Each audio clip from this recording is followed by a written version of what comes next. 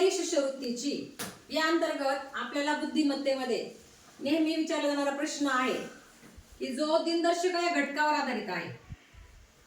तर 1 तारखेला हा वार आला तर 31 ला कोणता येईल, 29 ला कोणता येईल. तर आपल्याला वार काढण्यासाठी काही ट्रिक्स आवश्यक आहे आणि हे ट्रिक्स जर आपण समजून घेतल्या तर आपल्याला प्रश्न सोडवण्यासाठी जास्त वेळ लागणार नाही. तर आपण आता पाहूया महिना, त्यातले एकूण दिवस, 1 तारखेला येणारा वार आणि 30-31 तारखेला येणारा वार. आता सध्या महिना कोणता चालू आहे? डिसेंबर. डिसेंबर महिन्याचे किती दिवस आहेत एकूण? 31. डिसेंबर महिन्यामध्ये 1 तारखेला कोणता वार होता? सोमवार. मग 1 तारखेला जो वार आहे 31 दिवस, ज्या महिन्यामध्ये 31 दिवस असतात आणि 1 तारखेला जो वार आहे त्यापेक्षा 2 दिवस पुढे जायचं आपल्याला. सोमवार, मंगळवार, बुधवार. 31 तारखेला कोणता वार येईल? बुधवार.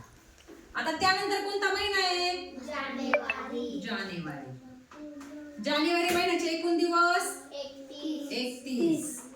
आता 31 डिसेंबर 31 ला बुधवार होता. मग 1 तारखेला कोणता वार येईल? गुरुवार. 31 दिवसाचा महिना, 2 दिवस पुढे जायचं. कोणता वार येईल? शनिवार. Very good. आता फेब्रुवारी महिना सांगा, फेब्रुवारी महिना किती दिवसाचा आहे 2026 मध्ये? 28. कारण हे लीप वर्ष नाहीये. 28 दिवसाचा महिना. 1 तारखेला कोणता वार येईल? रविवार. आता यासाठी आपल्याला वेगळी ट्रिक वापरायची आहे. यासाठी आपल्याला 1 दिवस मागे यायचंय. रविवारी जर 1 तारीख असेल तर 28 तारखेला शनिवारी. त्यानंतर मार्च महिना पाहूया आपण. मार्च महिन्याचे एकूण दिवस 31. Very good. 1 तारखेला कोणता वार येईल? रविवार. 31 दिवसांचा महिना, 1 तारखेला रविवार. 2 दिवस पुढे जायचं आपल्याला. सांगा मला, रविवार नंतर 2 दिवस पुढे जायचं. कोणता वार येईल? मंगळवार. Very good. त्यानंतर एप्रिल महिना. एप्रिल महिन्याचे दिवस किती? 30.